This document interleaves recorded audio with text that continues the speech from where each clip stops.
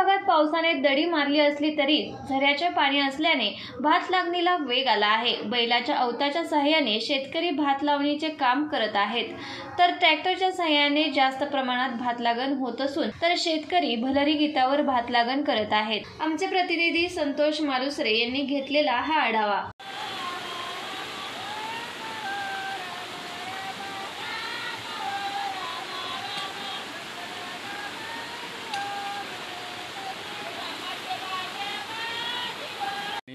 दरवर्षीप्रमाणे शेतकरी पावसाच्या प्रतीक्षेत होता। सुरुवातीला पाऊस झाला, नंतर पावसाने दडी मारली, तरीसुद्धा झऱ्यांच्या पावसावर माणसाने भात लागण चालू केलेली आहे आणि शेतकरी पावसाच्या प्रतीक्षेत आहे।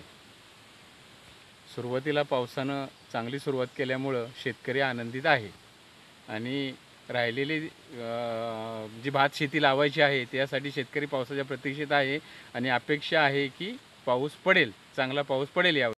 नमस्कार, मी आहे संतोष मालुसरे। सध्या कोयना वेगात भात लावणीला वेग आहे, परंतु मात्र आज पावसाने दडी मारले, परंतु झऱ्याच्या पाण्यावर मात्र प्रचंड आपण शेती आहे पाहू शकता आणि हे शेती लावणी, शेत लावणी, भात लावणी जोरात आहे आणि अतिशय एकंदरीत बघायला गेलं तर ही भात लावणी अतिशय आनंदात शेतकरी करत आहेत, हे आपल्याला पाहायला दिसून येत आहे।